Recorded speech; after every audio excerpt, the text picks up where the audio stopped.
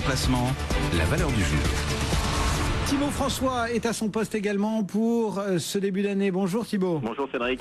Vous êtes cofondateur associé chez Fastea Capital. Votre vision pour ce début d'année, pour cette année 2015, comment est-ce que vous percevez la tonalité du marché ? Écoutez, par rapport à ce qu'on a vécu sur 2014 et surtout par rapport au début d'année 2014, effectivement, je vois assez peu d'éléments négatifs en plus par rapport à ce qu'il y avait eu en début d'année 2014. Donc tout est déjà dans les cours. J'ai l'impression, c'est vrai que la géopolitique éventuellement pourrait être l'élément un petit peu perturbateur pour cette année 2015. Elle a été déjà sur la deuxième partie de l'année, mais je trouve qu'il y a beaucoup plus d'éléments positifs en ce début d'année 2015 qu'il n'y en avait en début d'année 2014. Je trouve que la chute du Brent notamment était quand même un élément à prendre en considération pour 2015. C'est quand même une nette amélioration pour les consommateurs et donc pour la relance de la consommation et aussi pour les entreprises. La parité euro-dollar est aussi bien sûr évidemment plus favorable pour les entreprises européennes. On a toujours des taux extrêmement faibles, donc ça c'est plutôt intéressant aussi pour 2015. On a une situation aussi niveau secteur bancaire qui est plus favorable. Ils n'ont pas eu besoin de beaucoup d'argent sur les LTRO, donc c'est vrai que ça nous pousse à être raisonnablement optimistes sur 2015. Justement, quels sont, selon vous, les secteurs qui devraient occuper le devant de la scène, que ce soit de façon positive ou négative d'ailleurs? Quels sont ceux que vous mettriez dans votre périscope? Écoutez, on n'a pas forcément une approche sectorielle assez forte chez Fastea. On est plutôt des stock pickers, mais c'est vrai qu'on regarde, en tout cas, il y a certains secteurs qui nous interpellent. Par exemple, on s'interdit d'investir sur le secteur des biotechnologies.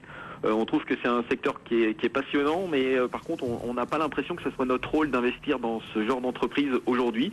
En plus, on ne comprend pas forcément l'ensemble des activités de ces biotechnologies, donc c'est un secteur qu'on évite et qu'on considère qu'il faut éviter aussi sur 2015. Par contre, il y a des secteurs qui nous semblent un petit peu plus favorables à jouer, en tout cas. Le secteur aéronautique nous semble plutôt intéressant, par exemple pour l'année 2015, avec un effet devise qui va être beaucoup plus favorable, avec un Brent qui a quand même pas mal baissé sur la fin d'année 2014, donc ça c'est plutôt favorable. Le secteur bancaire, j'en parlais à l'instant, me semble plutôt à jouer aussi. Ils ont peu de besoins, les taux sont toujours très faibles, on a un rendement assez important sur ces valeurs-là. Donc secteur bancaire, et le secteur de la chimie aussi à prendre en considération pour 2015, qui a subi une forte chute du Brent, donc ce qui est plutôt favorable pour les marges, et un effet devise qui devrait être favorable aussi pour le secteur. On va essayer de regarder aussi, avant de rentrer dans le détail de quelques valeurs, peut-être que vous pourriez nous recommander d'avoir plus particulièrement à l'œil ce qu'on peut penser techniquement de cette année 2015. Si on allonge la foulée, Stéphane Sauduteil, et qu'on sort un peu de l'intraday, qui est le cadre dans lequel on évolue généralement dans le match des traders, si justement on regarde à plus long terme, comment techniquement vous voyez se profiler 2015? Je suis un petit peu moins optimiste que votre interlocuteur précédent. Je crois que c'est quand même l'année de tous les dangers, avec plein de foyers qui pourraient mettre le feu à droite et à gauche sur les marchés financiers. Si on regarde les États-Unis, si on regarde déjà sur 4 ans, on a des pentes ascensionnelles qui sont terriblement importantes, sans vraiment de correction adéquate par rapport à ces cadences haussières. Alors c'est vrai que le pétrole a beaucoup baissé, mais il pourrait quand même handicaper peut-être la croissance américaine, parce qu'ils ont beaucoup misé sur le gaz de schiste, et c'est vrai que les coûts de production du gaz de schiste est bien supérieur au cours du pétrole. Donc ça pourrait peut-être être un facteur qui handicape un peu les marchés américains. Et je regardais le SP500 par exemple, on pourrait tout à fait avoir une correction technique sans pour autant remettre en cause les tendances haussières de fond de 12%, peut-être lié au phénomène géopolitique plus le pétrole combiné. Et donc on pourrait voir un CAC 40 tout et revenir tester peut-être des niveaux inférieurs, 4000, 3008, 3006 au maximum, au plus fort de la baisse, si vraiment on avait quelque chose de sérieux, une baisse sérieuse sur les marchés américains. Attention, c'est quand même une année qui est certainement piégeuse, et je ne pense pas qu'on puisse se projeter quand même beaucoup plus haut que les cours actuels pour le moment. Bon, alors voilà, deux visions de marché qui diffèrent un petit peu, la situation technique et puis la situation peut-être plus fondamentale.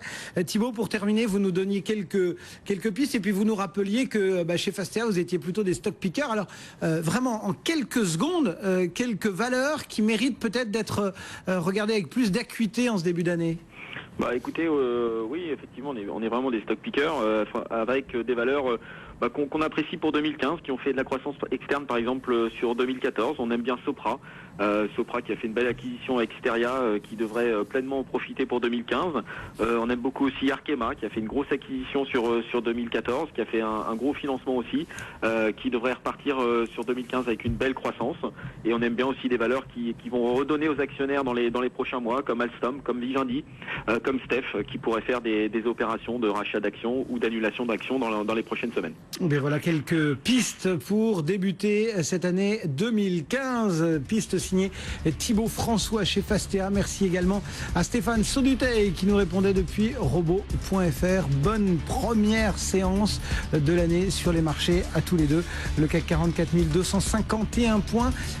Dans un instant, tiens, on va parler transition énergétique avec Jean-Michel Salvatore. Mais d'abord, un petit coup d'œil sur le détail de la tendance. Puisque si le CAC perd 0,5